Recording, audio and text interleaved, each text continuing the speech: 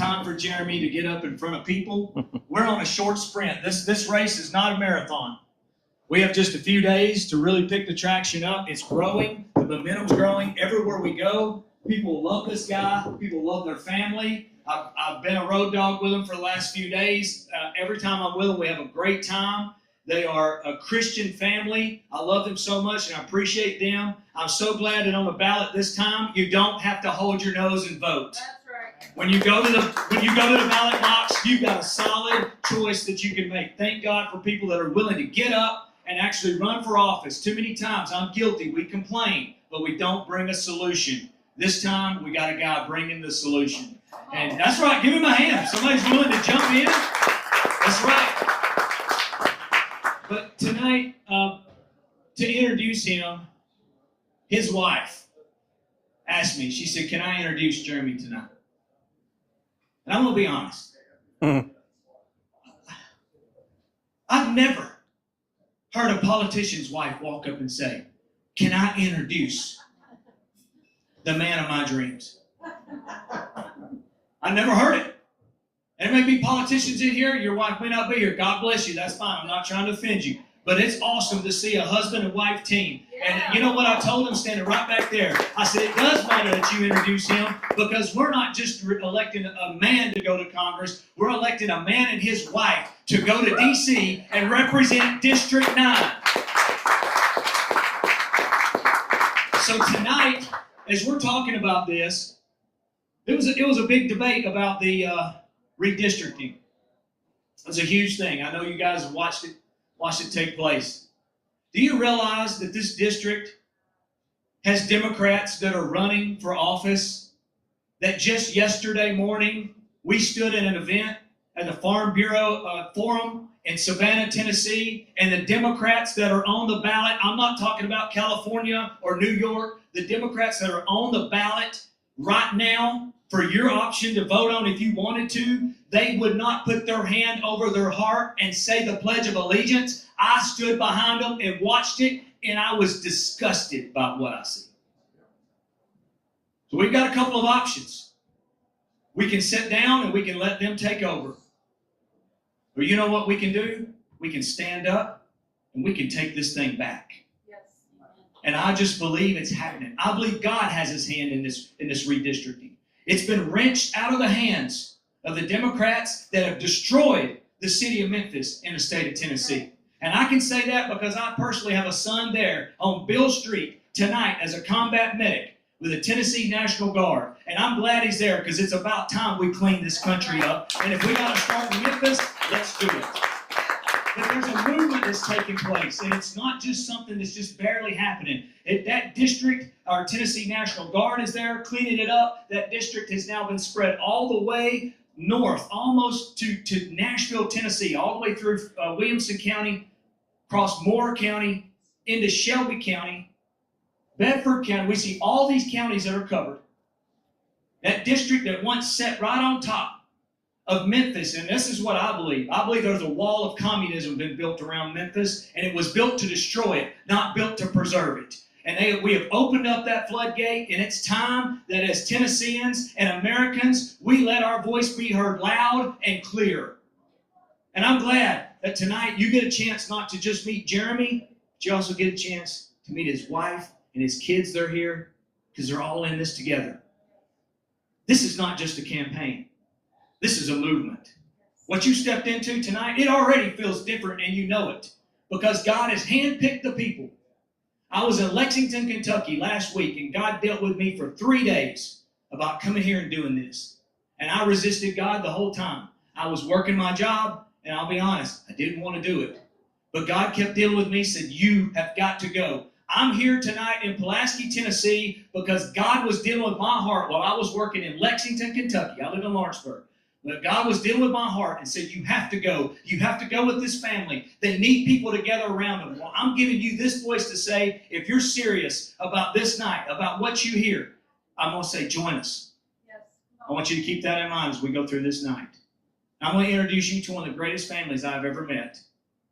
Tonight, would you give a big round of applause to Lindsay Thompson?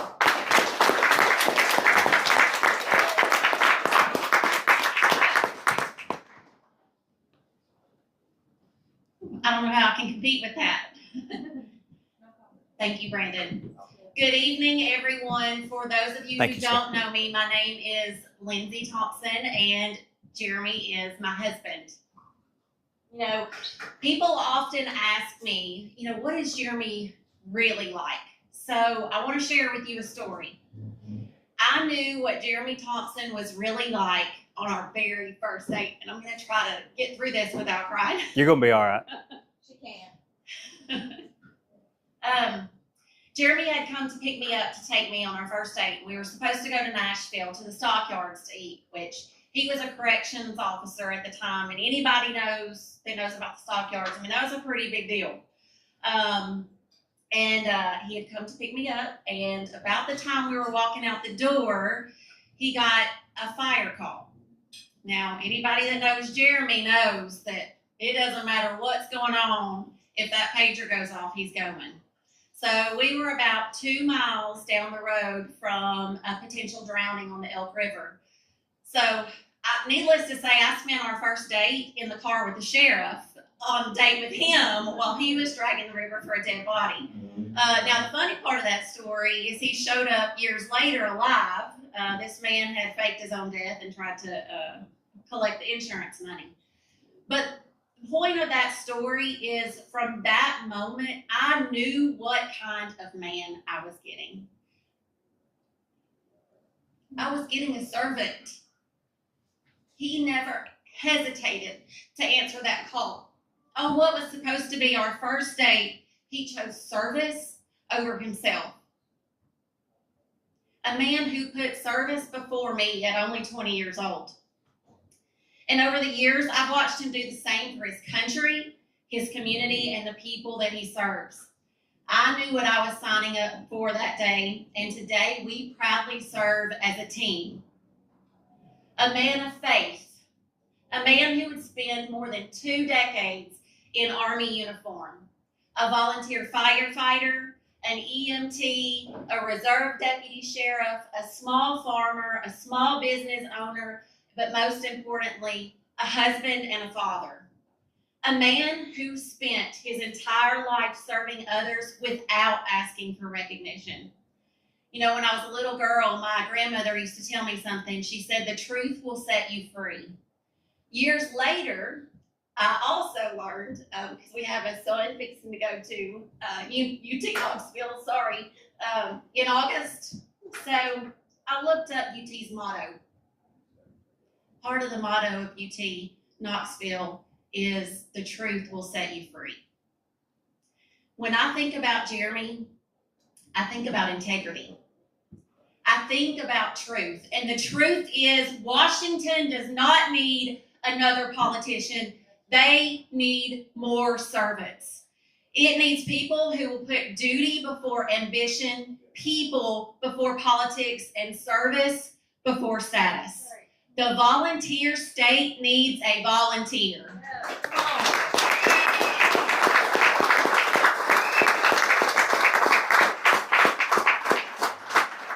And I can't think of anyone who has lived that calling more faithfully than my husband. Ladies and gentlemen, please help me in welcoming my husband, Jeremy Thompson.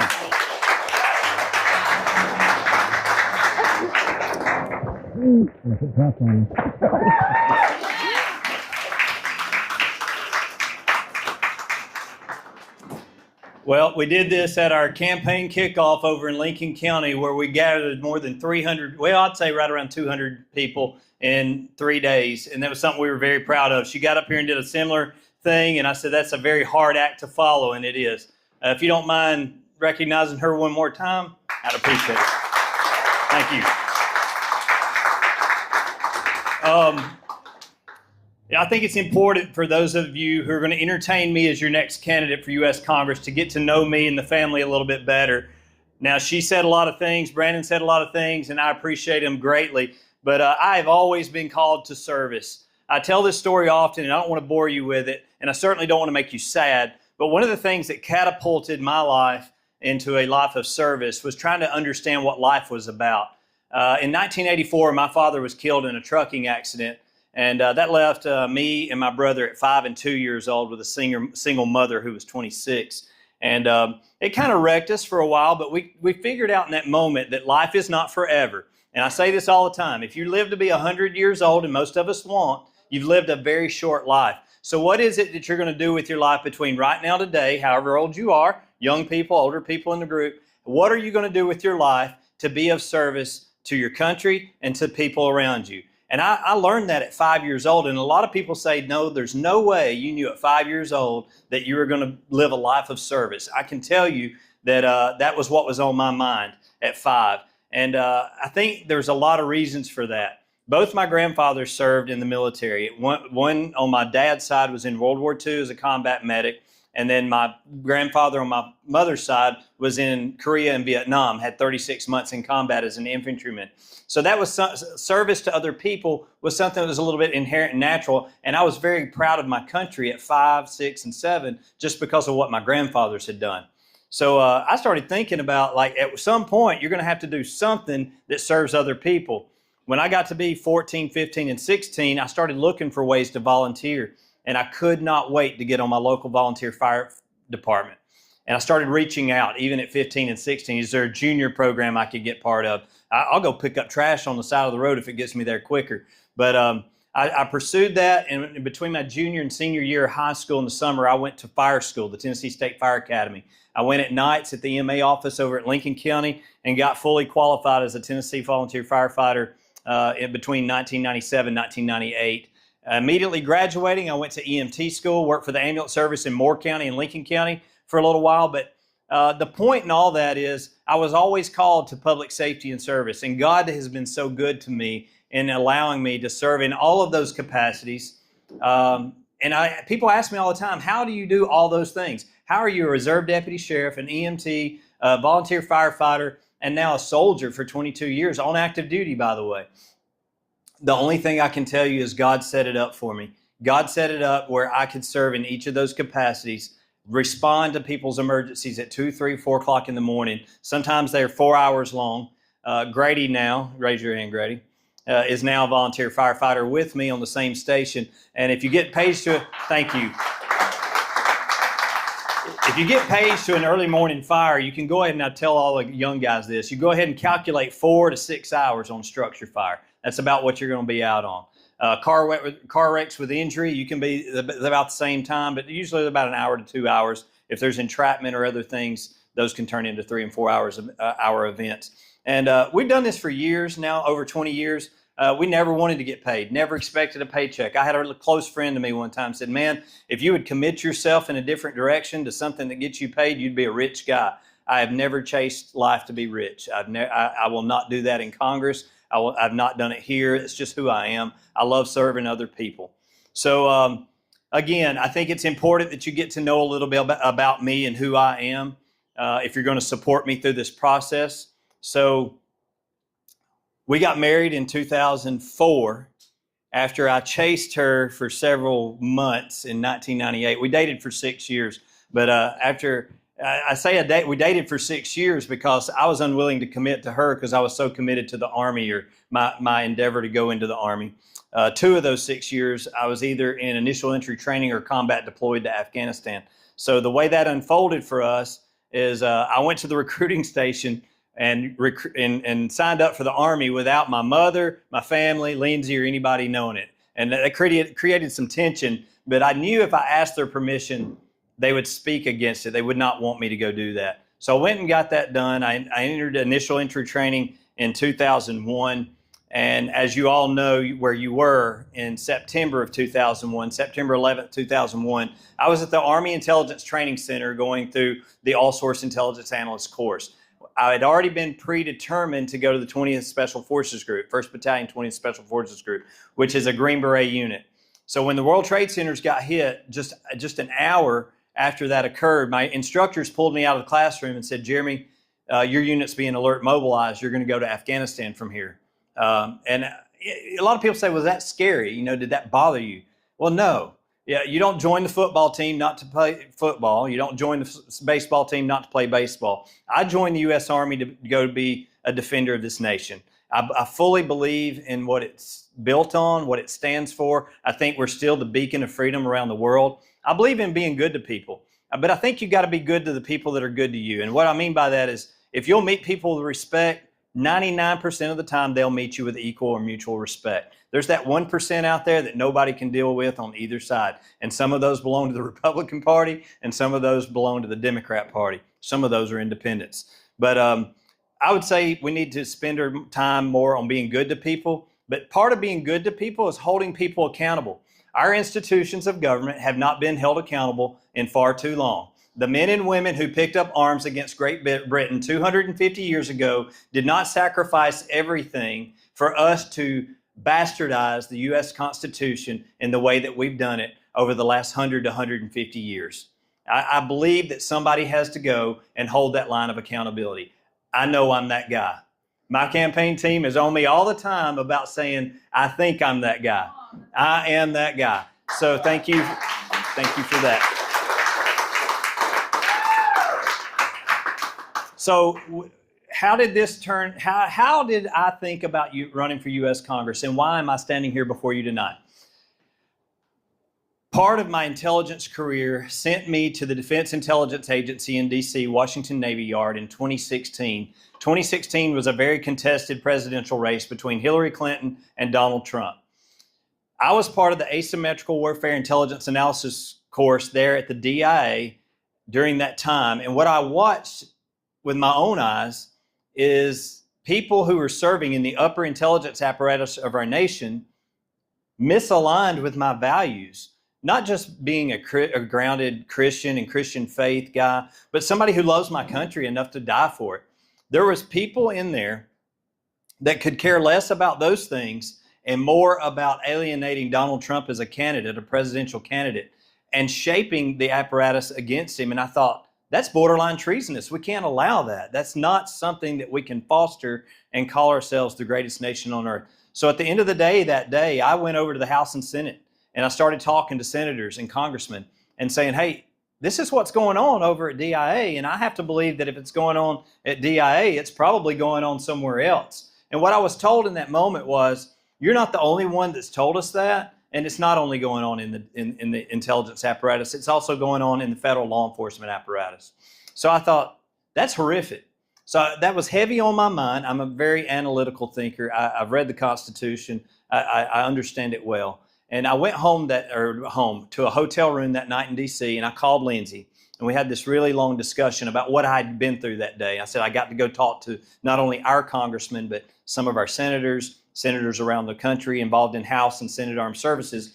And I said, I might want to run for Congress one day. Now, at the time, I thought, I'm not really qualified for that. I don't deserve that opportunity because it should be one of service and of respect and decency and statesmanship. But I don't know how long it's been since we thought about that. When's the last time that we really seriously took politics seriously and thought we're going to send a statesman to the United States Congress? We have to stop sending people who are activists against all the things we love and start sending statesmen that'll put their foot down for the things that we care about and the things that we value so we can carry this country forward for the next 100 to 200 years. That's important to me. I know it's important to you, and it's important to me for my family and the kids that we've created. I have a responsibility as a father to make sure that they're productive members of society, that they are well disciplined, that they are well behaved, and they know how to take on life.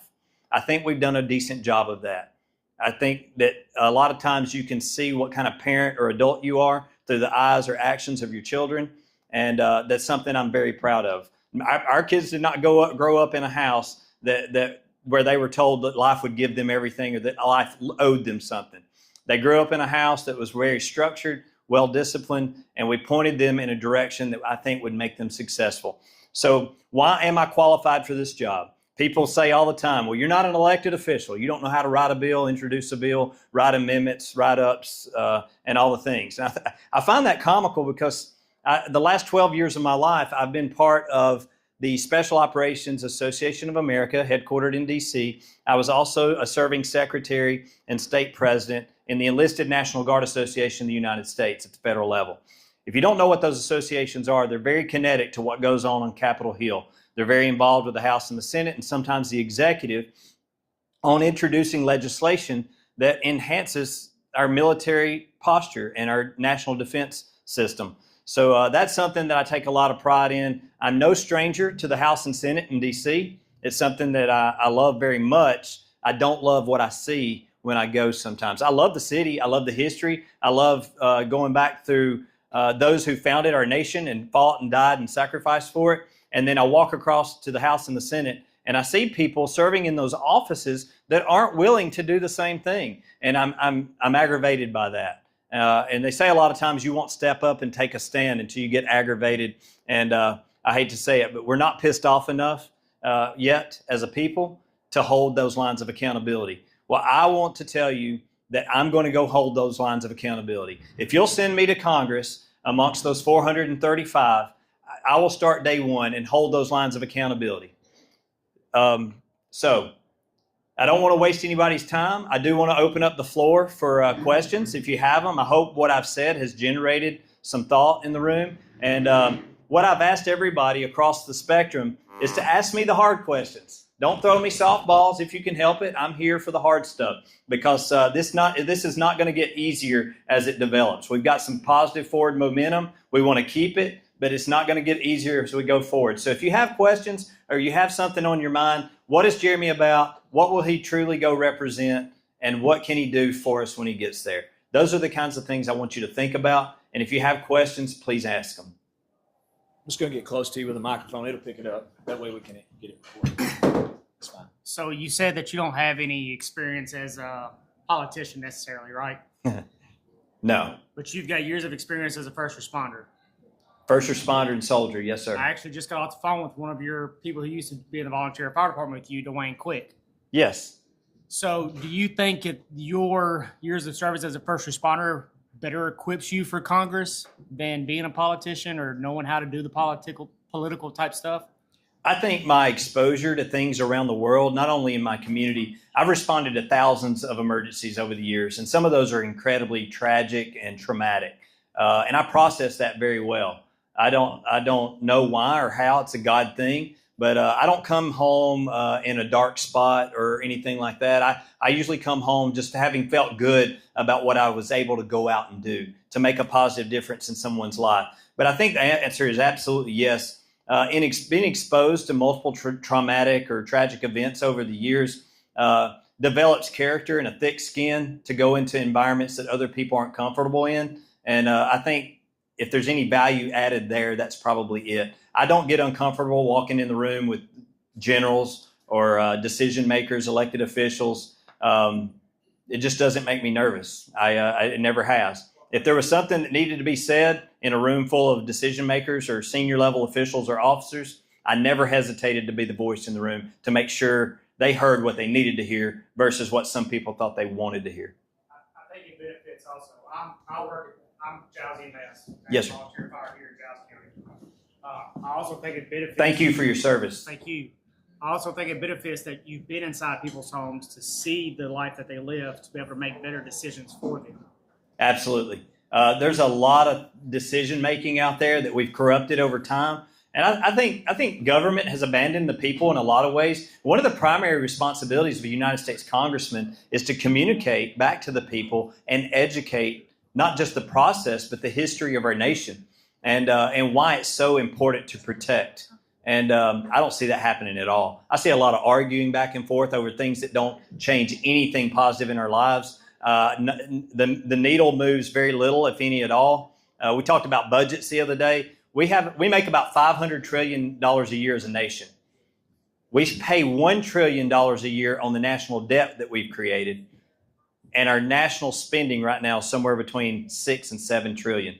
So we can't get away with that. You guys can't get away with that. But I don't know of any committee or any caucus in Congress that is actively, truly trying to dial that back and get it under control. And until we get our spending under control and start holding institutions accountable, we're not going to see any change at the ground level. We're not going to see change in education. We're not going to see any change in agriculture. And we're not going to see any change in national defense. I think that's where it has to start. Got a question right here. Talk loud. Just talk real loud. This is for the camera. Yeah. My question is, with all the illegals that came into our country during the so-called Biden administration, which is upwards over 11 to 12 million people. And it's been put on the news, especially Fox. We've had 41 Tennesseans murdered by illegals in Tennessee. How quick can we get these illegals out of Tennessee? That we need to move faster than we're moving. Okay, so if you're not tracking the current political theater, Democrats are holding up passing the SAVE Act, right? So the SAVE Act and other actions in Congress are being held up right now because they would be moved to fund the Homeland Security apparatus, the Department of Homeland Security, and all of our federal law enforcement officials. They're not funded right now, and they need to be funded immediately and multiplied. And until we can multiply those agencies, we can't get out in front of our immigration issue. Now, I love people. I love being good to people, but I love people to be responsible and come here legally. So we do have laws. Laws have to be followed. And if you're here illegally, you just can't stay. And the example that I make of that all the time for people that seem to cater to those who are here in a refugee status or they're claiming some kind of national emergency is we all love our houses. We probably protect our houses with guns because we live in southern central Tennessee. You would not let some stranger come and knock on your door or open your door for that matter, come and sit on your couch, eat your food, and expect some kind of welfare or care out of your pocketbook or your checkbook, right? No, nobody here would do that, I don't think. You certainly wouldn't do it in mass. If a group of people showed up tonight at your house, walked through your door uninvited, and started watching your TV and going through your refrigerator and sleeping in your bed. That's just not welcoming. It's not inviting. It's very threatening, as a matter of fact. So I think that's what's happened on a bigger scale in this country. We have a responsibility to get out in front of it, hold it accountable, get people back where they came from, and have them go through the process to come here legally. Now, I also say we probably have a lot of work to do in our immigration status or our immigration laws. I think there's some room for reform there, but it's something that we're not taking it serious. We got too many unserious people in Congress right now, and I want to go to Congress and go to work on day one.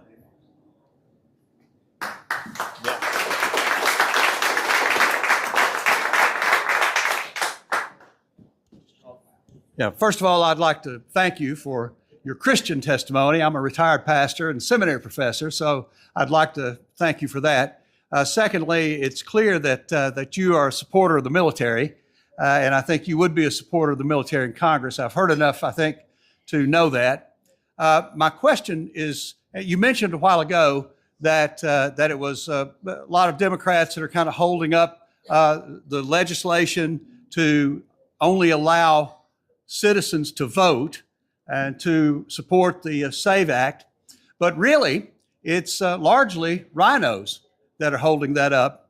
I'd like your opinion on the SAVE Act and your opinion about Mr. Trump's impetus to try to allow the SAVE Act to be passed by reconciliation rather than to allow the Democrats to hold it up by filibuster and the rhinos to dissent against it. Are you a supporter of MAGA, a supporter of the Trump policy and these things? Do you really feel that we need to have the SAVE Act passed, or our election system is really doomed because a lot of illegal people voting? Thank you. Yes, absolutely. I'm supportive of President Trump's policies. I also believe that we have a responsibility in Congress to support those financially with fiscal responsibility to a budget.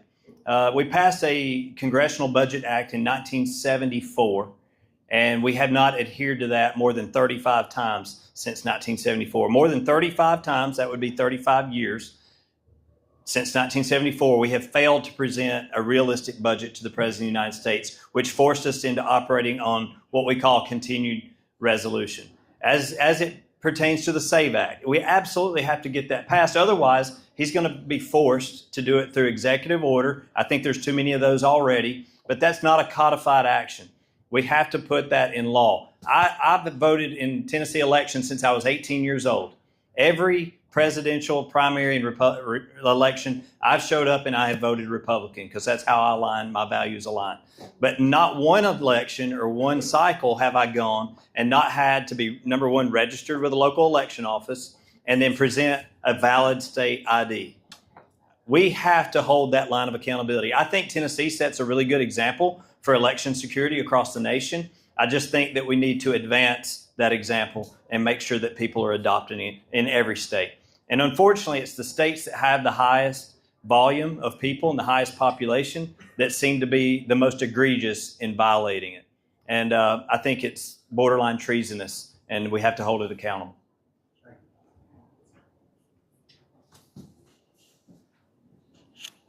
I appreciate your Christian values as well, and I wanted to thank you for sitting here and talking to me for about 15 minutes, one-on-one.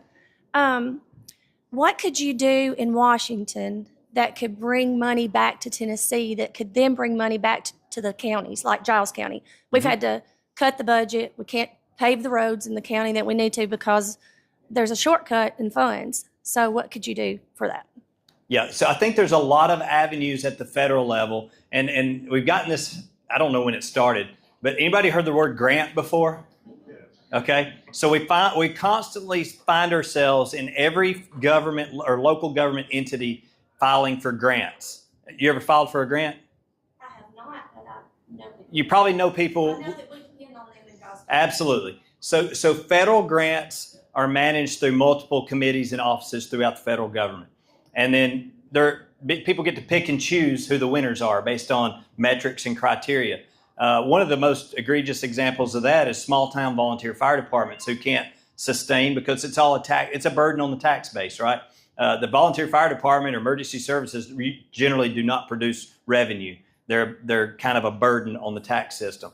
So it requires county commissioners and local leaders to be really, really responsible on how they budget those efforts or services. But we constantly apply for grants with the United States federal government. And they have allotted money throughout the system for things like national disasters and things like that. But infrastructure, I think, in the smaller counties, it's almost like the loudest person or the squeakiest wheel gets the grease kind of thing. So I'm a little aggravated that we've gotten in this cycle and habit of having to apply to the federal government for things that we call grants. It's our money. So we have the responsibility as congressional representatives. There's 435 up there. And I often question, how much homework are you doing? How often are you going to the office and doing the work and the job that gets the money back in the right places down at the ground level? This is a 15-county district, and some of those counties are highly, highly populated, and some of them have some major revenue issues, which create infrastructure issues. I would be very, very glad to take on a conversation and explore different ways to get money back to the rural counties, at least as an offset to those who are trying their hardest to do what's right and keep infrastructure serviceable.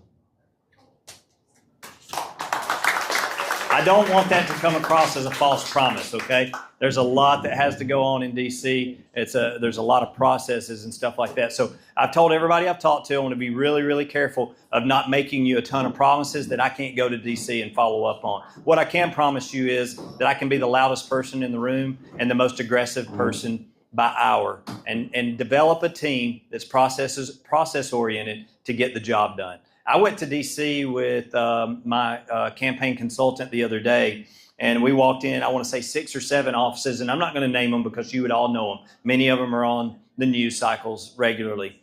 But we walked in these offices and started asking serious national security questions. And the staff really didn't even know some of the bills that I was talking about. These are very serious, in-your-face bills. I mean, there's thousands of things proposed annually, but these are things that they should have been aware of and had serious answers on. And most of what we got was, I haven't even heard of that. I'll have to write that down, do some studying, and get back with you on it. I was thinking, we've been fighting for this particular issue for 6 years. This is not something that was born 6 days ago or 6 months ago. I could give you a pass on something that was a week old or a couple months old. This is a 6-year-old issue that we've hammered this office on. How do you not have some kind of status or response on it? And I think part of that answer is they get overwhelmed and inundated with everybody's wants and needs across the district. But I think a smart person dials that back a little bit and stops entertaining frivolous conversations and has realistic conversations with people.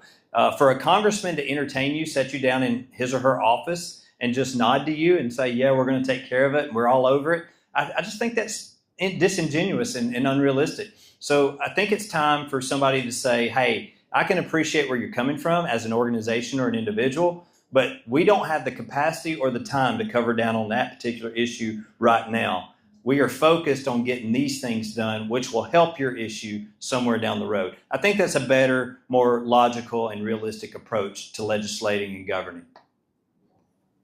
Yes, sir. Well, Jeremy, I'm going to bring up the elephant in the room. Let's do it. And there's a lot of us here. We're all Republicans, and the elephant is our mascot. Anyway, I think you're a student of history.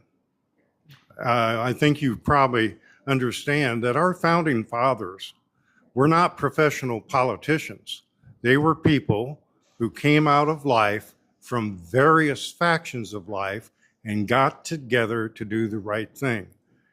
I think you'll agree that we've lost that. We have. We were warned, I think, very sternly by President Eisenhower when he left office, and you know what I'm talking about. Mm-hmm. The military-industrial Complex. the financial complex, the medical armada, etc. You're going to be faced with these things. And there are a lot more people that are not like you, I think, in Congress. You will be a breath of fresh air, in my opinion, to the Congress. But you're going to be in a battle from day one. Yeah. So are you prepared? Yes, sir. I appreciate you acknowledging that. You going somewhere else with that? Nope. Yep. I thank you for saying that. I think that brings up my next point, and I probably wouldn't have said it without you reminding me. So thank you. We understand that this is not a friendly, fun journey to U.S. Congress, right? This is not something that is pleasant in this day and age. People will know our campaign more and more over the next 14 days. And as I grow in popularity, they'll understand where I come from. I'm constitutionally based. I will grow a little bit unpopular because of that, based on what you just said, right? And that comes with a certain level of risk, and we understand that. I've been in some very austere environments that should have been very threatening to me over time. And I can tell you confidently that I don't get scared in those environments. I am not threatened. I am not altered in any way by those elements. So when I get to D.C. and I start being a representative of the people, I'm going to draw fire from people who are like me and people who are not like me.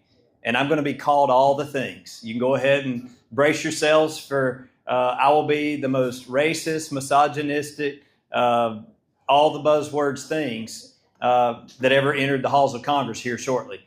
But I think that I'm a little bit more prepared for that than they are, because that 1% that continues those distractions and conversations do not represent the majority. I still truly believe that. And I will win this and I will prevail, because this is a God-led effort. This has nothing to do with anything else.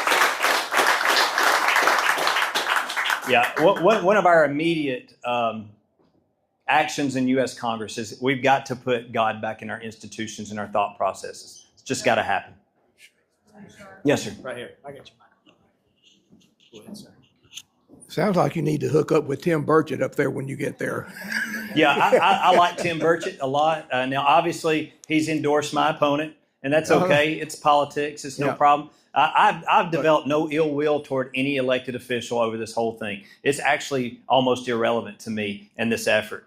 I think our job is to get our message out, to continue relating to the people, and let them understand that I'm as honest a person as I can be, and I'm going to carry that decency and respect and honor to the halls of Congress. And what's your thoughts? Give us a little bit on your thoughts on education. Yep. So I believe Repeat that question back so everybody can hear. he wants Just repeat his question. yeah. So everybody can He wants to know what my thoughts on education are. I've talked to several people in the House and Senate about what they think the greatest threat to our national security is. Have I said this already? I'll make sure I don't repeat myself too much.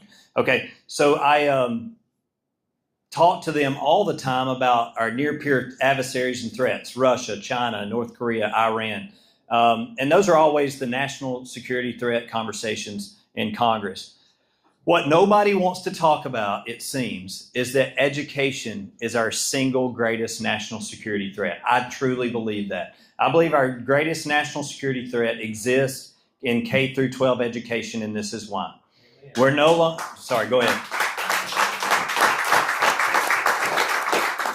We are, and it's not on teachers, this is not on the education system, this is not an attack on anybody who is an educator or has been an educator. This is a fundamental issue where we are not producing patriots of our nation anymore, people who love this country enough to love it, serve it, and die for it. But beyond that, we're not producing people who are ready to go into the workforce, either vocationally, academically, or otherwise. So that over time will collapse a nation, and we're not out in front of it by a long shot. So I think that needs to be probably the loudest conversation in Congress right now is what are we doing to get back out in front of K through 12 education. So parents that are having kids right now in 2026, in 4 to 5 years, they'll have to make a decision. Do I send my kid to public school to continue to get ideologically indoctrinated with Marxist, communist, socialist ideology, or do I keep them out of public schools and teach them my way and get them grounded in faith and get them grounded in our U.S. history? And that way they can be proud of something and learn toward being a productive member of society. Now, if you're watching this and you say, well, he just straight up said that public schools are introducing communist, Marxist, socialist ideology. We're blessed in Tennessee because I don't see that on a larger scale. Now, I'm not going to say it's completely absent either, but across the country and as a whole, I think we've been way over infiltrated and indoctrinated with that ideology across the spectrum. It's something that I've analyzed for a very long time, and I don't think I'm lying to you or misleading you in making that statement. Thank you. Yes, ma'am. Since there's a squeaky wheel, where do you stand among the homosexual and the transgender agenda? Repeat the question so they can hear it. Repeat her question. Yeah, she wants to know what my position on the homosexual and transgender agenda is. And I want to make sure that I understand your question clearly. I'm going to rewind time a little bit and say that President Obama probably unleashed that conversation, again, that represents less than 1% of the total population. And then it got magnified and escalated under the Biden administration. It's something that I'm not a fan of. I don't think it's biblical in any means, and I will have that argument until the sun goes down and comes up the next morning. But I will also tell you that we have friends who choose that lifestyle, who are Republican conservative voters, and they align on a variety of issues. So when you're talking about a population that is 400 million wide, and that's where we are today, and we're growing, I don't want to pretend that I have all the answers for everything. I have principled positions, biblical positions on the issues, and that's where my decision making will come from. In that process, I think that we have to be good to those communities at the same time. To be hateful or oppressive or aggressive in any way is counterproductive to government, and I don't think it would go very appreciated across the board. I hear. Hi, my name is Debbie. I'm a longtime educator. So I'm going to say I've taught half of my career here in Giles, and I transferred over to Culleoka, and I've been there the other half. Okay, I'm 4 years from retiring. So I've been a public servant for a long time with 4 years here at the county clerk's office also. So that's all I've done my whole career. In saying that, we as teachers do get a lot of flack from everybody. But I want to say that we've lost our rights as teachers. Mm-hmm. Okay. Just this year at Christmas time, I had 4 students that I couldn't say anything to that all of a sudden would not stand and say the Pledge of Allegiance. And I am a military mom. Okay. Mm-hmm. So as an educator, I'm frustrated that I have to sit there as a military mom whose son is in the Army and in intelligence. So thank you for your service. Thank you. I'm frustrated because people think that it's us as educators not doing our job at times when our hands are tied behind our backs and we don't know where to go to our leaders to say, hey, what do we do next? So where do you lead us? I'm almost done. Mm-hmm. But you're taking people off the streets with no license or no educating degree, and you're saying, come teach in my classroom. I taught with 4 teachers this year who did not have a teaching degree. I worked hard, paid lots of educational loans to get my degree, and you're bringing them off the streets and telling them to teach in a classroom, and I am a Republican. I'm not fussing. No, I'm glad you're fussing. Okay, but when love I am passionate, I am passionate. And I am passionate about public education and serving our children. And this man right here, I love him. He didn't even know I was going to be here. And when he walked in, he's my representative at Culleoka Unit School. And I'm going to tell you, he's wonderful. So we have to have good people who aren't afraid to start holding lines of accountability again. It got busted and broken. All right, so nobody wants to hear this. I'm going to get a lot of flack for this, and I'm ready for it. When Barack Obama got elected into the presidency in 2008 and took office in 2009, I believe that was a legitimate election. I think it was a mistake of an election on the part of the people because when he took his oath of office in his inaugural address, he said that he wanted to fundamentally change the United States of America. And there were very innuendo-specific things that were written in his book about America was too big and needed to be dialed back a notch or two and things like that. And I thought, I told Lindsay that night, I said, we don't need fundamental change in the United States of America. We need to build on the greatness and exceptionalism that we've already got. And what that means is fostering an environment where we hold people accountable. We do this in the Army all the time, okay? This is something I really learned about motivating people to do a job. People want a few things when they take on a task or responsibility or a job. We'll use teachers as an example. You want to show up to work under leadership that will purpose you, direct you, and motivate you. Those are the first 3 things that I think you look for as a new educator or a seasoned educator. Year after year, you come into your classrooms and you want those 3 things from your leadership. A vision of purpose, direct, motivate.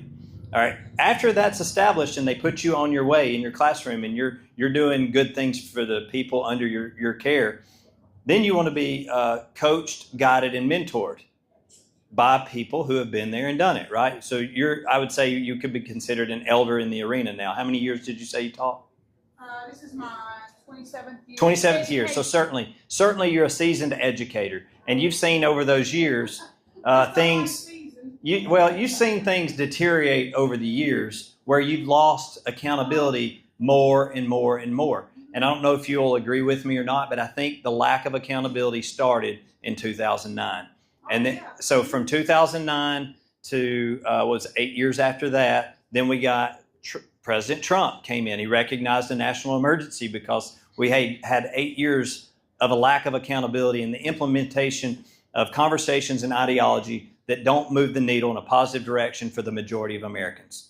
So he comes in, he tries to do that. He gets inundated with lawsuits and impeachment efforts and things like that. And we saw it in the military. We saw the military's, the national policies under Trump 1 were that we were going to hold ourselves accountable. We were going to implement our institutions to focus on one thing for the United States military, and that's to staff, equip, and train the most lethal fighting force on the planet. That's all you're there for. If you're in the Army, Navy, Air Force, or Marines, you're there to staff, equip, and train the most lethal fighting force on the planet.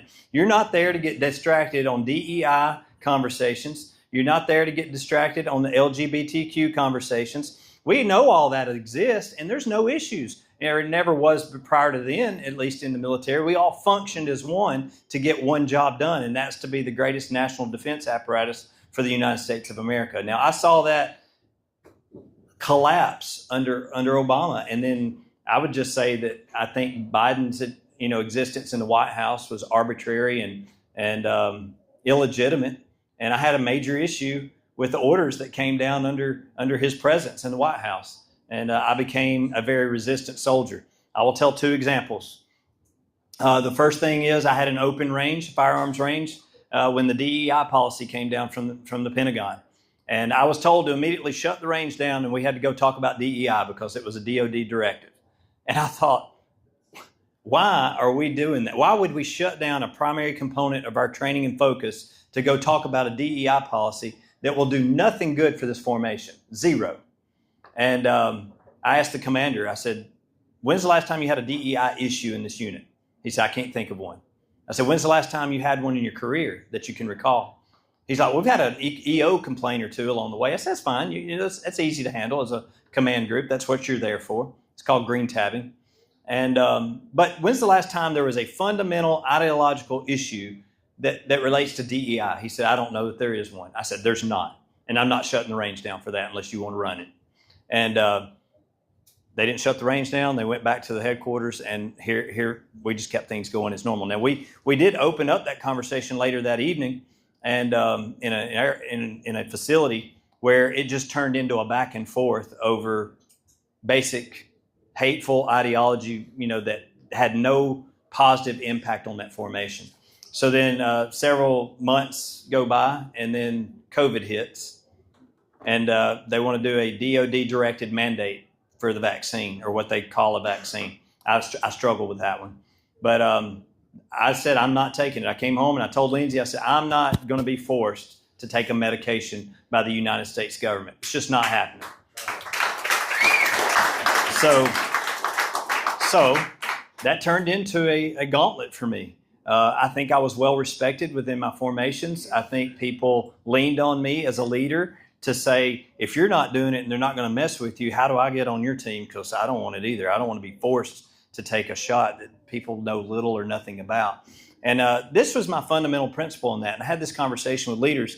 I said, if the United States government can withdraw a medication into a syringe and force you against your will to take a medication, what is it that the United States government cannot do? And I wanted people to think about that, because I don't know that there is anything. If they can draw up an unknown medication or an understudied medication and force it into your body, what is it that they can't do to you? So I was very resistant to that. I had a group of soldiers that leaned on me often to say, we're nervous, we're anxious, they're threatening our pay grades, our ranks, our careers, and our benefits. Like everything will go away. And I understood that risk also applied to me. And I told Lindsay, I said, I don't know where this leads us. This may mean that I have to be terminated or forced retired earlier than I can draw any kind of retirement or anything like that. But it was a risk I was very much willing to take because it just felt right. I didn't think that I could go another second with people telling soldiers that they had to take a medication or lose everything. And then I understood that the same thing applied in corporate America. If you were a doctor, a nurse, a teacher, a law enforcement officer, a firefighter, even industry, you got to take this shot. Are you kidding me? Is that where we are in the United States of America, that one virus out of the thousands, hundreds of thousands that are out there, one virus triggers that kind of reaction to where we shut America down? And you drive into your hometown and it looks like a ghost town that you've seen on an episode of The Walking Dead. It was embarrassing to me. It was a horrific time in our lives. And I hope the lesson that we all learned from that is to stand up when government gets too oppressive. That's what I hope we learned from that.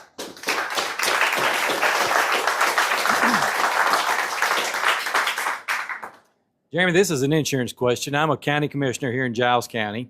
And in our budget that hopefully is going to pass in a couple of weeks, we're going to give all our employees a 2.63% raise. But the health insurance premiums are going to go up enough that it's going to wipe it out. They're not going to see any additional take-home pay. Yep. As a small business owner since 2013, I've paid to insure my family. Some years it was double the amount of the highest mortgage payment I've ever had. At one time, I was paying over $2,000 a month to insure my family of 4. We need real change in health care, because not only does it hurt small business owners, it hurts county government. Crystal is an employee of our county government. Her raise is going to get wiped out. And Bevan, if she's neutral at the end of the day, that's her best hope this year. So what real change can you bring to health insurance? So I'm going to be completely transparent and honest. I know it's a major issue. I don't like to talk in depth on things that I can't speak intelligently on, and I can't be an expert on everything. I know that's a factor. But this is what I'll say that I do know. I know that the Trump administration understands that Obamacare is a system of socialized health care that brings a burden of inflation on the whole spectrum, the United States of America, and it needs to be revamped immediately and quickly. I would also say that the policies that include tariffs on our adversaries or our partner nations, they are creating what I call a temporary discomfort financially and economically for longer term results. So I don't want to talk in innuendo or talk around the bush on that, but what I think that means is Trump understands well that inflation has suffocated industry across the board, including insurance, premiums, policies, agencies, and the policies he's putting in place have to be codified, not just in an executive order or in a federal agency. They have to become law at some point and change what we have as a federal insurance mechanism. Government needs to get out of it. Yeah. So that's the answer to a lot of these questions is we need less government. We need less interference at the federal level. When I write when I write that check every month, I feel like I'm insuring 6 or 8 illegal aliens also. You are. That comes back to you get are. them out of here. You absolutely are. So when Lindsay and I took USAA insurance, because that's a military affiliated insurance, and when we took it, I can't tell you how far along ago, it was 2006, something like that maybe. When we first took it, it was one of the best insurance companies in the country, I thought. And we get a rebate at the end of the year if we didn't have claims. And it was a healthy one. Like we looked forward to the mailbox annually if we didn't have any claims. Over time, we saw this reckless expenditures of money with that organization and agency across the board, investing in things that had no ROI whatsoever. And we stopped getting those checks. And not only did we stop getting those checks, our premiums went out the roof, even under that insurance policy. So we knew something was busted, broken, and wrong. But all that started happening during that 2009, 10, and 11 timeframe. So when I tell you that fundamental change isn't always good change, it's not always good change. So I think we have a responsibility now to start talking about what we have to do to fundamentally change it back in a lot of cases. Right out of the gate, I want to make a statement real quick, and then I got a question. We're less than 1 month from the beginning of early voting. Everybody in this room needs to do a deep dive and understand the candidates that they're voting for. It's very important. And the reason I'm saying, right in your own congressional race, why did it take President Trump coming to Memphis, Tennessee, to stop all the mess that was going on in Memphis when we got leadership in Tennessee and the governorship that didn't do a darn thing till Trump intervened? That's wrong. So you need to be doing your homework on the candidates that's running for office. One of them that's running for, or two of them that's running for Congress are from Memphis. So I'm concerned about how they're going to help our area of southern middle Tennessee right out of the gate, because what goes on in Memphis don't affect us. We need to be looked after. Our values are a little different, but it shouldn't never took President Trump coming to Memphis to clean that mess up. So that's my statement. My question is, everybody sitting in this room again, is a lot of people think in their mind their vote does not matter. Mm-hmm. That's why we sit on our do-nothings and lean back on our elbows of even do less, and we don't go vote because we're thinking that our votes are being bought and paid for by PACs, by big money, big pharma, all this. And I look at the campaign donations people are receiving. Look at the governorship, where they're coming from. Some of them are coming from out of state. Yep. That's the problem we have. Until Congress and the Senate in Washington, D.C. looks at campaign finance laws and reforms that, we're going to continue to have this struggle. And less people are going to go vote. We're seeing it right here in Giles County. Mm-hmm. We're seeing it across every county in this great state of 95 counties and as a state as a whole. We have less voter turnout than we've had in years. And another thing is we need to go to one-day voting and do away with all this early voting and stop 100%. all this crap. 100%. You made a statement. I don't know that you asked a question. Well, the question is, what are you going to do to help orchestrate campaign finance reform in D.C.? Okay, that's a really good question, and thank you. So we don't know what we don't know about being a federal campaign candidate, okay? But I learned a lot. I learned that you have to be as established in D.C. as you are in the 9th District of Tennessee. Otherwise, you will be considered irrelevant right out of the gate, and you'll have no chance whatsoever to reach success in a federal campaign. I can explain that more later, and it's important, but this is what I've also learned. I have encountered people early in this campaign, the very first week, that walked up to me, shook my hand, and said, "Thank you for stepping up and making yourself available to the people. Do you know what it's going to take to be successful?" I had 2 lines of thought on that. One said, "God will get me there." And the other one said, "He's talking about money." And I said, "You're probably talking about money." And he said, "I am." I said, "Well, I think I'll probably have to be somewhere in the $1 million arena to be effective. And I don't have $1 million, but I think God will get us there." He said, "Probably more like 3 to 5. So I say that to you for you to self-analyze that. Good people will not step forward and go try to represent us in Congress because they think they're already beat, they're already scared to death by the influence and power, and they don't have the money to fight the system. I will confidently tell you, I don't have the money to fight the system.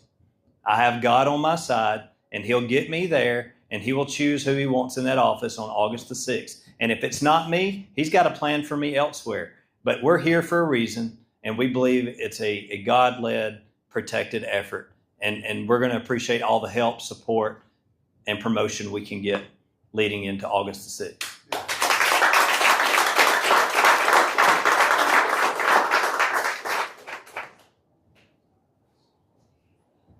I think it's a shame that a good person wants to stand up and run for an office, and the first thing they get encountered with is, do you have $3 to $5 million to do it?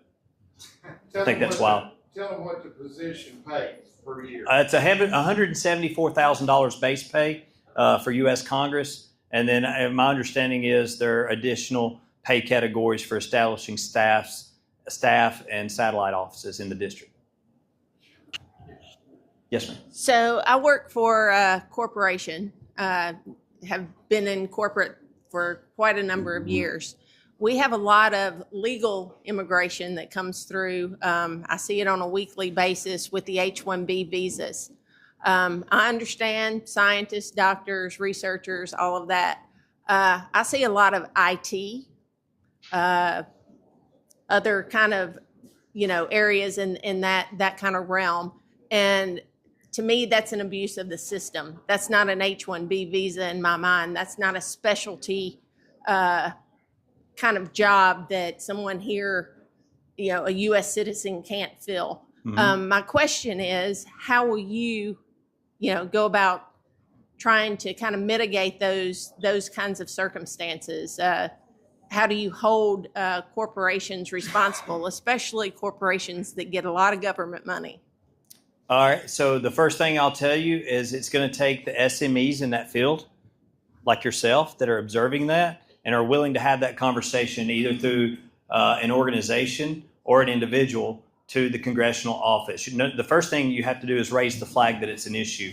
Then we have to evaluate how much of an issue is it, how much is it costing us both in the professional work arena, and how much is it costing us in dollar amounts.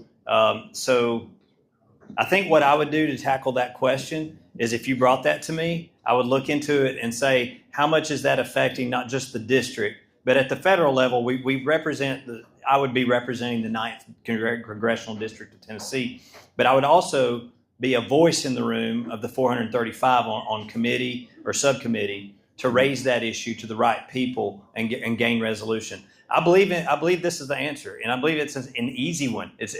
We overcomplicate government right now because we want more of it. It seems like we're thriving on U.S. taxpayer money to grow government and throw job opportunities. You know, if I'm a president and I can throw money, U.S. taxpayer money at government jobs, then I can talk to you in innuendo about what I'm doing to add jobs to the workforce or offset the budget or the deficit and things like that. I think that's a horrific practice that's been exercised by way too many presidents in our lifetime. But the answer is deregulation and holding institutions accountable. Being the person in the room that says we're no longer doing that. We can't continue to do that and expect positive results. We can't continue to do certain things and expect to be able to pay our way forward as a nation. At some point, I think the piper has to be paid, and I don't know what those timelines look like. But if you have a loan on a vehicle or home and you don't pay that bill, that bank institution that gave you the money to do it in the first place comes and gets it, right? So we're in a lot of debt to a lot of people right now, and I think nobody's coming to get it because we're very powerful as a nation. But we shouldn't be arrogant in our power as a nation, in that we can float $30 trillion in debt and somebody not be expecting to be paid along the way.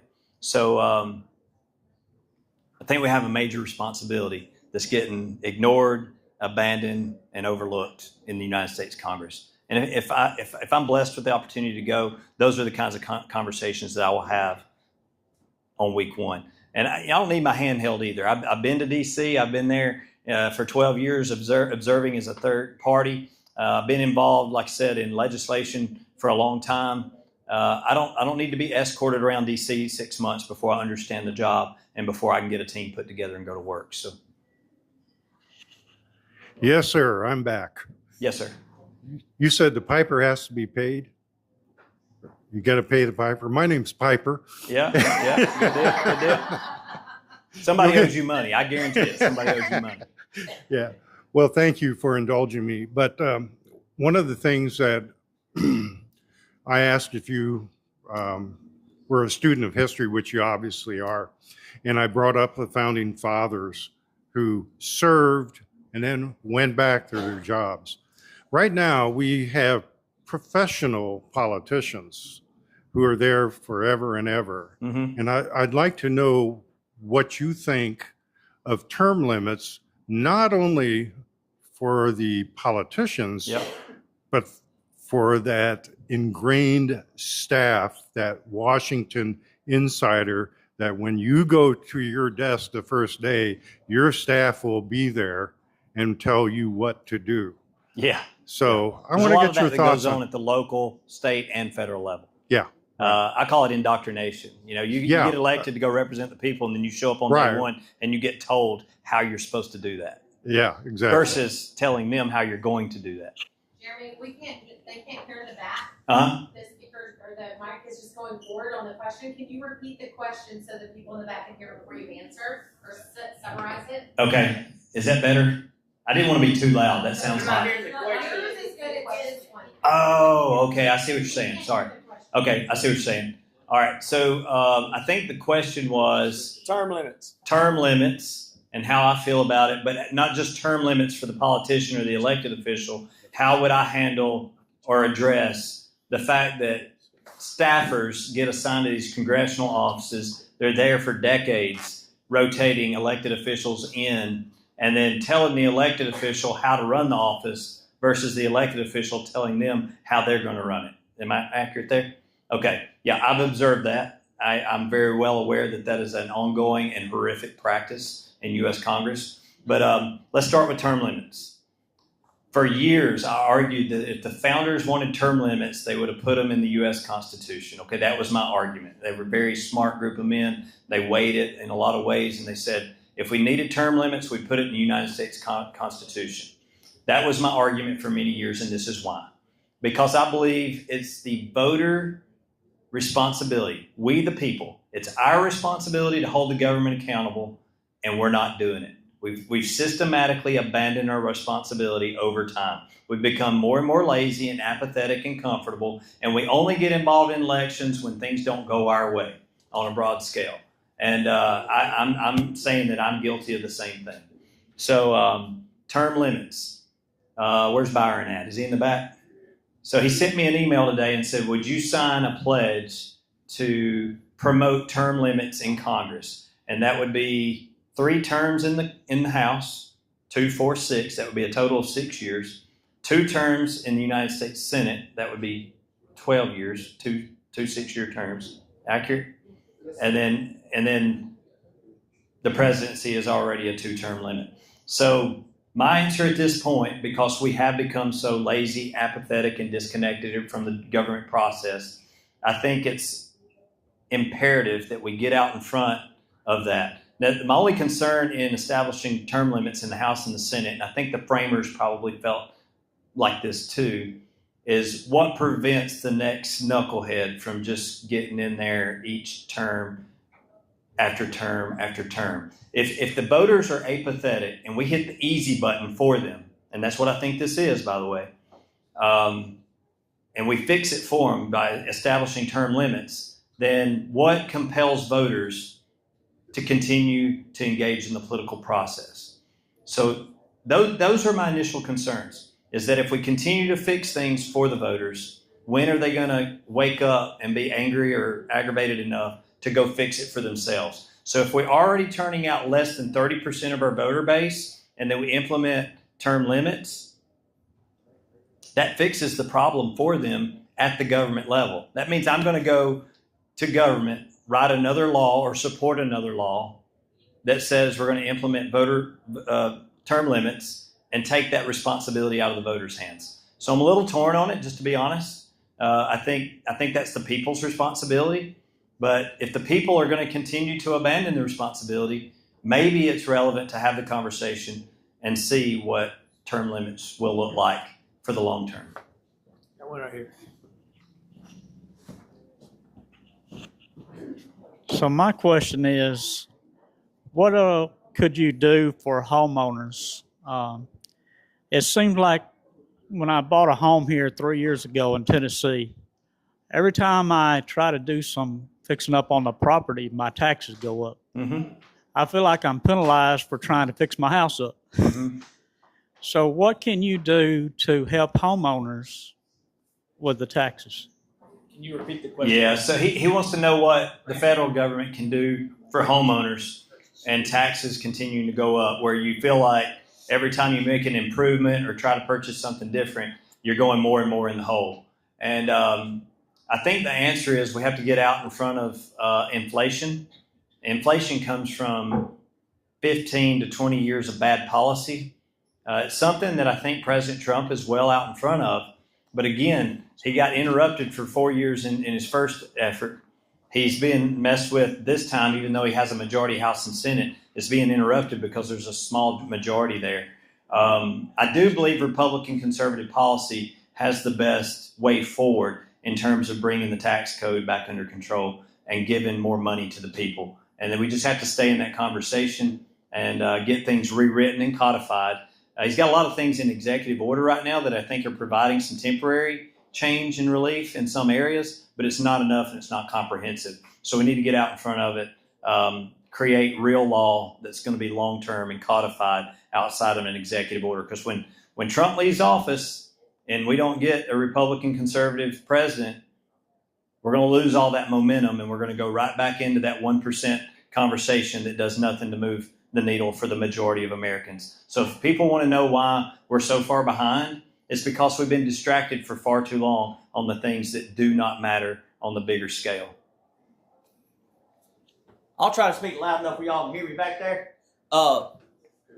what is I wanted you to speak on your thoughts on data centers and how they are going to, it's a necessary evil with the way AI is growing. Mm-hmm. And I wanted to know what you think about regulating where they can be located, not near residential areas, or they're even thinking of putting one, they're proposing one next to the Nashville Zoo.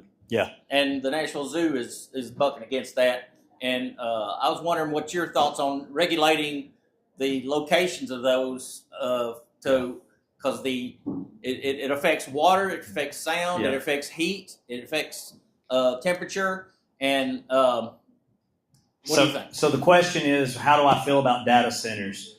Data centers are a hot topic across at least the Southern District right now. It's going to be a hot topic all over the district and the state of Tennessee right now.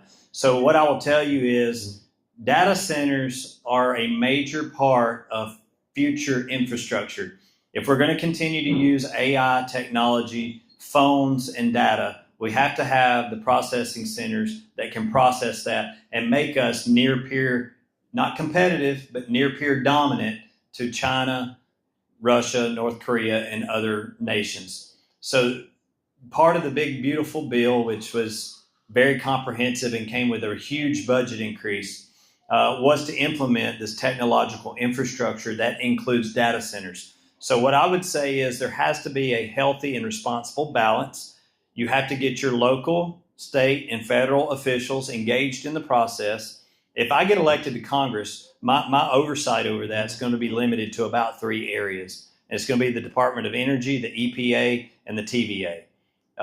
Those are things that I can engage in as a federal legislator and say, number one, is it a valid project? Have you established viability? And if you have established viability, is it welcoming in the community it's going to go into, or is it completely resisted?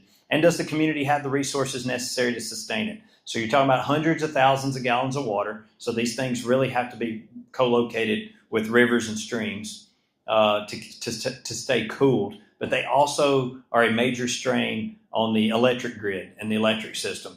So I looked up the other day, and I think 17 gigawatts of power is what TVA generates annually, somewhere around 17 gigawatts. And then we were looking at what the strain and pull on it was with alternative power. And one of the things that Trump did when he first came back in is he allowed drilling and coal mine production. And what that did was added back to that 17 gigawatt pull, I want to say 15 to 16 gigawatts of energy. So data centers are coming. We've got to embrace them in some capacity. But there are small, medium, and large facilities. The larger facilities, I think, are called mega facilities. I'm not a fan of those. I can see where people are absolutely against those because I don't know how we sustain those. I think there will be a dredge on the local economy. And then under no circumstances do I think that they need to bring another tax burden to whatever community they go to. If they can't be self-sufficient, self-sustaining in terms of money, I don't think we should be entertaining it, because that's why we passed this bill to begin with, is to sustain the building of that infrastructure. So when we talk about the TVA increasing their prices to support data centers, we have to regulate that. We have to get out in front of that and say, no, if we're going to bring data centers in, it can't cost a penny. Sorry, guys. It cannot cost the citizens another penny, is my point. So we're taxed 38 cents or so on the dollar right now. So every dollar you earn or receive is taxed at approximately 38 cents. And we went into Revolutionary War over a 10-cent tea. So there's a 2-cent tax on tea. So yeah, there's a lot of work to be done. I think that's the answer. The answer is somebody going to go to work, or are they going to go have cocktail parties and have the red carpet rolled out for them and embrace what is DC? I know DC. I know what it's about. I know there's an element of that. But whoever goes to DC is going to have to be really resistant to being gobbled up by the system. And what I've asked everybody to do, those of you that don't know me personally, is my close friends and family to be hyper aware of that. And if they see me getting pulled into that vortex, that they'll either slap me in the forehead, either phonetically or physically. Well, what about the regulating the amount of tax revenue or tax incentives and giving them breaks on their electricity usage? Are you talking about the facilities themselves? Yes. So I think it's a good practice of local and state government to evaluate where money can be used to be appealing to new industry. But then it has to be weighed on how many jobs are you creating, how much is it paying, and is it worth us giving you a 2 or 3 year tax break to bring you here? And the answer I think I would give you is that nobody's doing that homework. Out of a 16 or 20 something county commission, you generally have about 3, 4, maybe 5 that actually do the job and the homework necessary to make good decisions. And I would say that's just another example of apathetic government. And we have a major responsibility to go to work and get it done. I mean, I could stay in a job somewhere and go work and do a lot of things and do whatever. But I think it's time for somebody to go to work and start having the conversations and putting pen to paper that actually makes positive change and gets us out of this nasty rut that we've been put in over the last 15, 20 years. Question? Yeah. All right. I'm being told we're short on time, and it looks like the room's getting a little bit bored. I hope not. I think you're going to come up here and sing karaoke. Yeah. You don't even have a clue. That's all good. Have we covered most of the things tonight? I hope we have. I hope if there's a call to action, this is what I get in trouble for all the time. There's 2 things I want to say before I close tonight. Number 1, I don't think you should have God or religion shoved down your throat ever. I think that we should be representative of God and religion, and that you should want to be more like us. I think that's the message, right? That's my biblical understanding and interpretation of the Bible, is that while I'm not perfect and I'm sinful and I make mistakes, is that I'm repentful of those mistakes, that I'm accountable to my peers, and that I live a life that others would want to either respect or follow. I think that's Christianity in its definition. I think we need to work more toward that. So if I go to Congress, it would not be my intent to throw Bibles at people, but to make people aware of how the Bible has made my life good and successful. So I always said that if I got a platform or a stage, I always said if I got a platform or a stage, that I would make sure that God was first in everything I did. So thank you for being here tonight. The last thing I'll say is that I can't leave the stage without some call to action. The call to action for this campaign is that we're the new guy and described as the dark horse in the arena. What that normally means is you're not very well known and people question your viability. What I would ask every one of you to do is not dismiss the importance of getting on your social media accounts, getting on your phones, reaching out to the people that you know, and having the conversation with 3 to 5 people a day for the next 30 days. It will make a tremendous impact on this campaign. It'll make a tremendous impact on getting us out in front of more people. And we will continue to have these events and multiply this effort to get into the United States Congress and make a positive difference on your behalf. Thank you for being here. I do ask for your vote and your support. And if I can be of any help to you, please let me know. We'll be here for a while, and I'm glad to ask any questions that didn't get covered in conversation. Thank you. All right, just a minute. I'm gonna ask. Don't go anywhere. All right. Come on up here, Grady. Come on up here, Eden. Come on up here, Mother. Good. How many people in this room believe we need campaign finance reform? Show of hands. I do. How many people, if you really believe we need campaign finance reform, raise your hand. Okay, I agree with you. But I'm going to tell you what that means. That means you're going to have to pick that envelope up off the center of that table, and we're going to fund our representatives to go to office for us. That's what it's going to take. You can like it or you can not like it, but everyone in this room, and I'm sitting here looking at you, and you're blessed enough by God to help fund yourself a representative. And you know what? I'm an American, I'm a Tennessean, but most of all, I'm an independent individual, and I don't need anybody else helping me. I can help my representative, get to office. In this room, we can make a difference tonight, but it's not tomorrow. I told you all when we started, this is a sprint, not a marathon. This is the family that's asking for your vote. I've been all over the place. I've seen a lot of politicians. We've had a lot of events, and some of you know me, and I've done so many this year, I can't even list them all. I've never seen politicians show up with their entire family saying, you're about to send a family to be your representative for your district, for your home, for your state. But I'm going to tell you what it takes tonight. Don't leave the room. Everyone can put something in that envelope that's on that table. You know what it is. You know what? We're Christians. Why don't you pray about it first? It's funny how many times I have Christians come to me and they'll say, I feel like God is telling me to give someone $100. And I'm thinking, do you think it was the devil telling you to do that? Come on, Christians. I'm calling you because this is a call to action. Tonight, I'm going to tell you what this campaign needs. We need signs. These cost money. People are asking for signs every day. People say, why don't we have Jeremy Thompson signs? We've ordered them. They're coming. We're getting them as fast as we can, but they cost money. Let me tell you what it costs money to run a campaign. We need social media. We need these things. We're creating our own content. This man right down front, John Harper, give him a hand. He's working for free. Working for free. People are coming in working for free.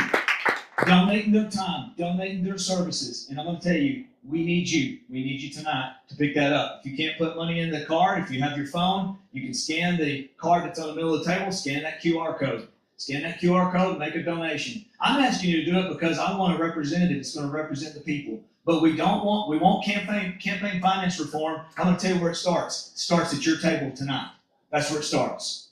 So put your money where your faith is. Let's put a candidate on the front that's going to defeat Justin Pearson, because that's who's coming. Listen to me. He's running. He's coming across. He was here in your county just a few days ago. We've got a real race coming up against, and we need a real hometown American that's going to take this message all the way to the halls of Congress. Can I get an amen? Can we get a big round of applause for this family tonight?